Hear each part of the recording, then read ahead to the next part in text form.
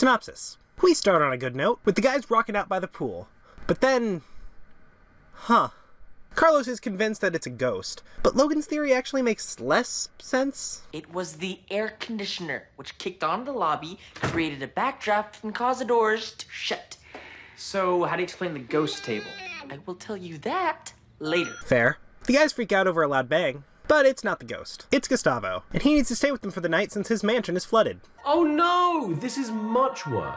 Gustavo says he can't stay in a hotel because he's no longer welcomed at any hotels in Hollywood. Apparently something went down with a long list of celebrities, including Steve from Blue's Clues. Yeah, I believe it. Mrs. Knight welcomes him to stay despite the boys' objections, and Mr. Bitters discovers the Palmwood ghosts. Wait, ghosts are real in this world? Alright. Dinner is served, but Gustavo is picky. He does eventually eat his fish sticks though, and he actually does enjoy them. So he asks the guys what they usually do on their days off. They all have a good time, or looks like Gustavo's the only one having a good time. Hey, where's Logan? I haven't seen him for a half hour.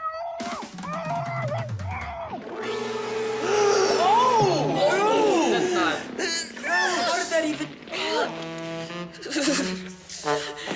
My bad. Mrs. Knight brings them all pillows for bedtime, but just like a child hyped up on sugar, Gustavo tries to start a pillow fight, but he's quickly put in his place by Mrs. Knight. Gustavo actually thanks the boys for letting him stay, and says he actually had fun, right before crashing out. They all head off to bed, but apparently he snores. The boys go to sleep in the lobby. Hey, that's against the rules, remember? And just like that, they're able to get the jump on the ghost, except it's actually Mr. Bitters. And then the ghost gets the jump on them. In the morning, the guys try to get Gustavo to leave, but he decides to chill with Kendall and James for the day, ruining their dates and evacuating the pool. Meanwhile, Logan and Carlos are ghost hunting in the lobby. And yep, ghosts are definitely a thing, I guess. Back to the apartment, Gustavo moves in because of course he does, why wouldn't he? By the next day, the guys are really starting to get sick of him. But he's just so happy, let him have this. The guys go directly to Kelly for help, and she lets them know Gustavo's mansion isn't flooded anymore, and he needs to return to work. Kelly asks if he's running around playing, and yes. Kelly gives us Gustavo's sad backstory, but that doesn't change the fact that he's still an adult and he still needs to get work done. Oh my god, are they talking about me? Kelly leaves them in charge, and they rush past Logan and Carlos, who plan to catch the ghost with a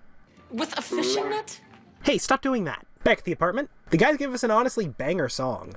Please don't stay another moment. We don't want to hear more words spoken. Walking through the door, oh look, it's open! And you snore in the dark, and it's freaking us out. And because it's such a banger, Gustavo just lets them use that for the album and keeps playing. Meanwhile, Logan, Carlos, and Mr. Bitters are sleeping in the lobby trying to catch the ghost. You didn't even use the net! They rush back to the apartment, and this is adorable. And you snore in the dark, and it's freaking us out!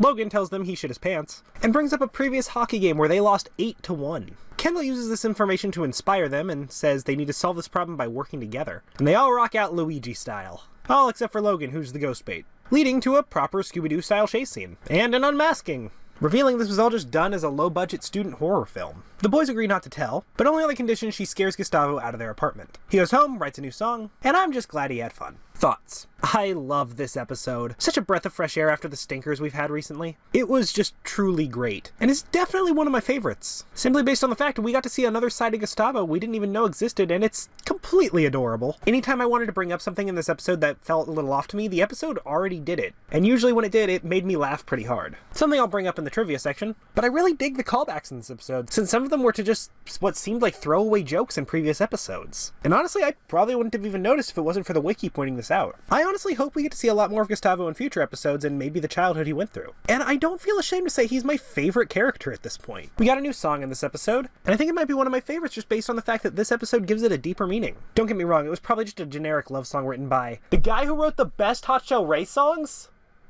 Seriously? No wonder the song slaps. But with the context given by Scott Fellow's writing, we can make the leap and see Gustavo actually wrote this song about the guys. And no, this isn't a cringy ship I'm trying to imply. Remember what Gustavo said. Love isn't important when writing a love song. Write about what you're passionate about and replace passion for love. Just hear me out and listen to the lyrics. I don't know how I would ever go all alone, walking on my own.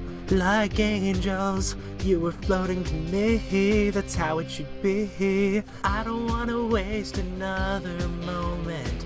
I don't wanna pay for things unspoken. I just wanna race with arms wide open. Take a shot in the dark to be where you are.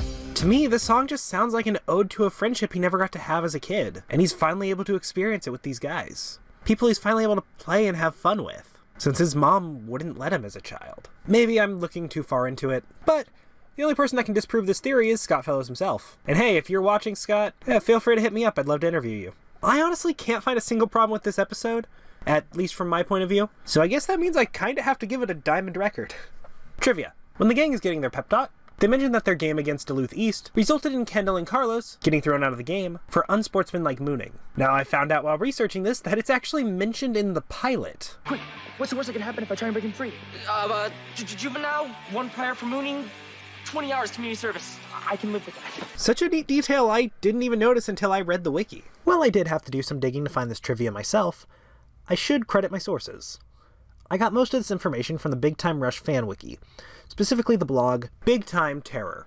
If you want to fact check me, feel free to do so in the comments below, and if it's a big enough slip up on my part, I'll try and have your comment penned, assuming I haven't already done that to someone else. Alright, a pretty good episode, but I feel like before we move on to the next one, I should probably practice up on my dance moves. Alright.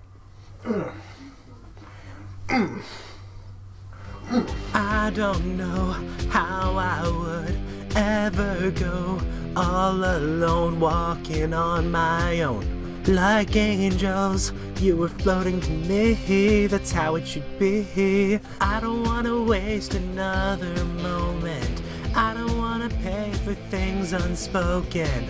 I just